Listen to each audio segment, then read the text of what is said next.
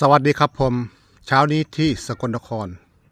อยู่ข้างหน้าผมนี่คือสมุนไพรเครือต้นหมานะพี่น้องเด้อหรือกะพังโหมเครือต้นหมานี่มีประโยชน์อย่างเห็นอย่างได้ซ้อยอย่างได้กลิ่นเพิ่นจะบ่ค่อยดีปานไหนเด้อพี่น้องเด้อกลิ่นเพิ่นจะออกเหม็นๆแต่สรรพคุณทางยาเพิ่นก็สุดจริงเด้อพี่น้องเด้อเพิ่นสามารถช่วยไปบรรเทาอาการพวกเบาหวานเด้อพี่น้องเด้อมันไผเป็นเบาหวานลองหาต้นเครือต้นหมานี่มาต้มกินลองเบิ่งพี่น้องเครือต้นหมานี่มีประโยชน์มากมายเลยพี่น้องเด้อ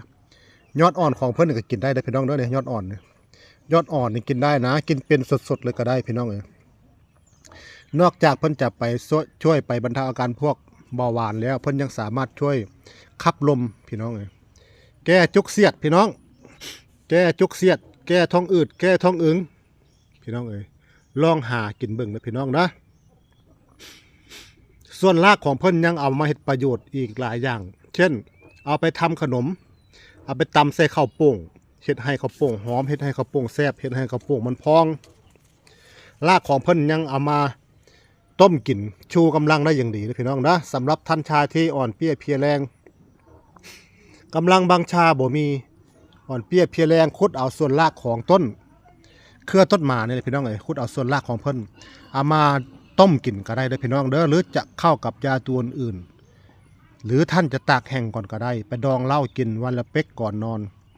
จะชูกำลังท่านชายได้อย่างดีพี่น้องสำหรับท่านชายที่อ่อนเปี้ยเพลียแรงพี่น้องเพิ่นยังสามารถช่วยไปบรรเทาอาการพวกมือชาเท้าชาได้อย่างดีได้พี่น้องเด้อมันไผ่มือชาเท้าชาให้ท่านหาเครือต้นหมานี้เอาไปต้มอยู่ต้มกินจะทำให้พวกมือชาเท้าชาของท่านจะบรรเทาเบาบางหรือดีขึ้นอย่างน้อยๆท่านต้องกินต่อเนื่องเด้อประมาณ1 อาทิตย์ถึง2 อาทิตย์พวกมือชาตามเนื้อตามตัวของท่านจะบรรเทาเบาบางหรือดีขึ้นหรือหายเด้อลองหากินดูนี่คือสมุนไพรเครือต้นหมาเด้อพี่น้องเด้อ